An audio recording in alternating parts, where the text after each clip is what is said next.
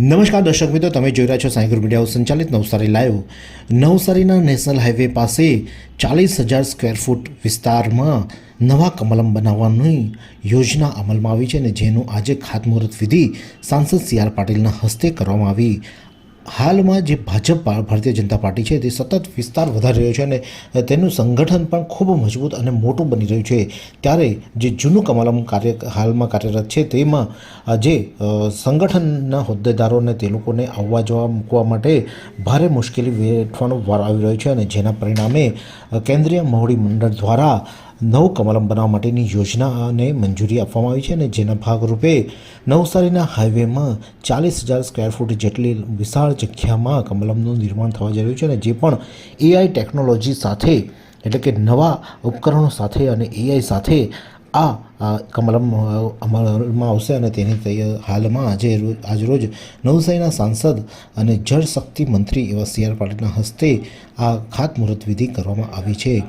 જે કોર્પોરેટ કલ્ચરની વિકાસની જે વાતો કરી છે ભાજપ, તે જ પ્રકારે કોર્પોરેટ કલ્ચરની જેમ જ આ ખાસ કરીને કાર્યાલય બનાવવામાં આવશે, જેમાં તમામ જે મંડળના મહુડી મંડળના જે સભ્યો હશે તે લોકોની પણ અલગ અલગ વ્યવસ્થા તેમાં કરવામાં આવશે। જો વાત કરવામાં આવે તો ભારતીય જનતા પાર્ટી દ્વારા જે કાર્યાલયનું નિર્માણ થવા જઈ રહ્યું છે તેમાં નિર્માણ કાર્યાલયમાં આધુનિક સુવિધાઓથી સજ્જ હશે।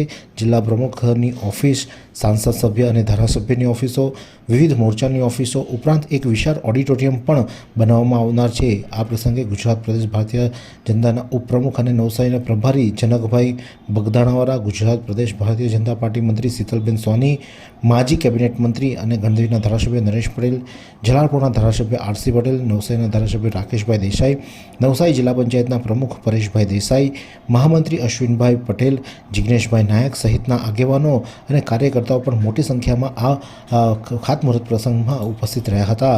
ત્યારે આ સમગ્ર મામલે સાંસદ સી.આર. પાટીલ શું કહી રહ્યા છે, આવો સાંભળીએ। માનનીય પ્રધાનમંત્રી શ્રી નરેન્દ્ર મોદી સાહેબના નેતૃત્વમાં માન્ય ગૃહમંત્રી શ્રી અમિતભાઈ શાહ સાહેબ જ્યારે રાષ્ટ્રીય અધ્યક્ષ હતા ત્યારે જેમણે દેશના 700 જિલ્લામાં ભારતીય જનતા પાર્ટીનો કાર્યાલય કમલમ નવેસરથી બાંધવું જોઈએ, થોડી વિશાળ જગ્યામાં બાંધવું જોઈએ, થોડું શહેરથી દૂર બાંધવું જોઈએ, એ પ્રકારના સૂચનો સાથે એમણે કામ શરૂ કર્યું હતું। ગુજરાત ભારતીય જનતા પાર્ટીએ પણ માનનીય પ્રધાનમંત્રી શ્રી નરેન્દ્રભાઈ મોદી સાહેબનો અને શ્રી અમિતભાઈ શાહ સાહેબનો એમની જે કલ્પના હતી એને સાકાર કરવા માટે આખા ગુજરાતમાં લગભગ તમામ જિલ્લાઓમાં કાર્યાલય બનાવવાનું શરૂ કર્યું અને ઘણા બધા કાર્યાલયો પૂર્ણ થયા છે। નવસારીમાં માન્ય શ્રી મંગુભાઈ પટેલ જ્યારે અહીંયા કેબિનેટ મંત્રી હતા ત્યારે જ એમણે કાર્યાલયનું નિર્માણ કર્યું હતું, પણ હવે જે રીતે શહેરનો અને પાર્ટીનો વિકાસ થયો છે તે જોતાં થોડા મોટી જગ્યામાં લોકોની સુવિધા માટે કાર્યાલયની આવશ્યકતા હતી। આજે લોકોના સહકાર સાથે ભાઈ શ્રી અમિતભાઈ શ્રી અજીતભાઈના પણ એમાં જે મદદ મળી છે એના કારણે આ કાર્યાલયની જગ્યા લેવામાં અમને અનુકૂળતા થઈ છે। આજે એનું ખાતમુહૂર્ત કર્યું છે અને લગભગ 8 મહિનાથી 1 વર્ષની અંદર આ કામ પૂર્ણ થાય એના માટેના અમે પ્રયત્ન કરવાના છે।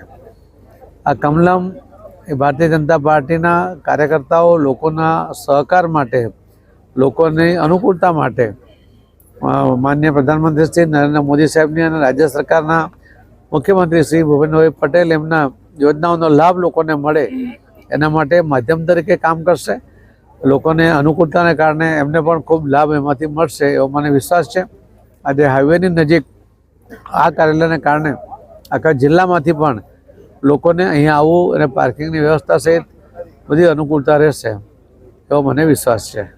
હું ફરીથી નવસારી જિલ્લાના સૌ કાર્યકર્તાઓને ખૂબ ખૂબ અભિનંદન આપું છું કે એમને આ કાર્યાલય એક ઉપલબ્ધ થયું છે, એની શરૂઆત આજે થઈ રહી છે અને લોકોની અનુકૂળતા માટે એમનો સદુપયોગ થાય એવી એમની પાસેથી અપેક્ષા છે। ધન્યવાદ। આજે નવસારી જિલ્લા ભારતીય જનતા પાર્ટી માટે ખૂબ આનંદ અને ગૌરવનો દિવસ છે। વર્ષો પછી નવસારીની અંદર એક અદ્યતન પાર્ટીનો કાર્યાલય બનવા જઈ રહ્યો છે. એમાં અમારા પ્રદેશના અધ્યક્ષ અને કેન્દ્રીય જલશક્તિ મંત્રી શ્રી સી.આર. પાટીલ સાહેબના વરદ હસ્તે અને અમારા ધારાસભ્યશ્રીઓને વરદ હસ્તે અને પાર્ટીના સર્વ આગેવાનોની સાથે આજે ખાતમુહૂર્ત કરવા જઈ રહ્યા છે.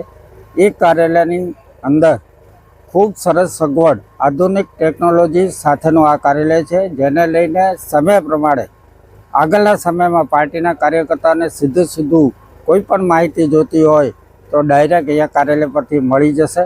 એ રીતનો અમારો અદ્યતન કાર્યાલય બનવા જઈ રહ્યો છે. ત્યારે બધા તરફથી તમારો પણ આભાર. સાંસદ સી.આર. પાટીલે જણાવ્યું કે નરેન્દ્ર મોદી અને અમિત શાહ દ્વારા દેશના મોટાભાગના જિલ્લાઓમાં આધુનિક કમલ બનાવવા માટેના નિર્દેશ કરવામાં છે, જેના ભાગરૂપે નવસારી જિલ્લામાં પણ આધુનિક સુવિધાઓથી સજ્જ અને શહેરથી દૂર કમલમ કાર્યાલય બનાવવાની ખાતમુહૂર્ત વિધિ આજે સંપન્ન કરવામાં આવી છે. એટલે કે હવે કમલમ 1 વર્ષની અંદર તૈયાર થઈ જશે અને આ કમલમ જે જૂની જગ્યા છે, જેને મંગુભાઈ પટેલના સમયમાં બનાવવામાં આવી હતી, તેને હવે નવી જે કમલમ બનશે ત્યાં તમામ કાર્ય લઈ ત્યાં શિફ્ટ થશે અને તમામ જે અધિકારીઓ હોદ્દેદારો છે તે લોકો માટે પણ અલગ અલગ કેબિનો પણ આમાં આપવાની સુવિધાઓનો સમાવેશ કરવામાં આવ્યો છે. AI ટેકનોલોજીથી સજ્જ હશે નવું કમલમ. ત્યારે આ જ પ્રકારના અવનવા સમાચાર માટે જોતા રહો નવસારી લાઈવ. શું તમે શરીરના સાંધાના દુખાવાથી પીડાઈ રહ્યા છો કે પછી તમે કોઈ સ્પોર્ટ્સ ઇન્જરીથી પીડાઈ રહ્યા છો? લકવાની બીમારી બાદની પીડા સહન કરી રહ્યા છો? શું તમને સ્પાઇનલ પ્રોબ્લેમ છે? તો આ તમામ દુખાવાને હવે બાય કરી દો, કારણ કે માસ્ટર ડિગ્રી ધરાવતા ખૂબ જ અનુભવી ફિઝિયોથેરાપિસ્ટ ડૉક્ટર અમિત પટેલ પાસે તમે આ તમામ સમસ્યાઓનું સચોટ નિદાન કરાવી ફરીથી નોર્મલ જિંદગી જીવી શકો છો. તો સરનામું નોંધી લો. Comprehensive care centre, DD street, library પાસે, અનુરાગ સારીઝની લાઇનમાં, નવસારી.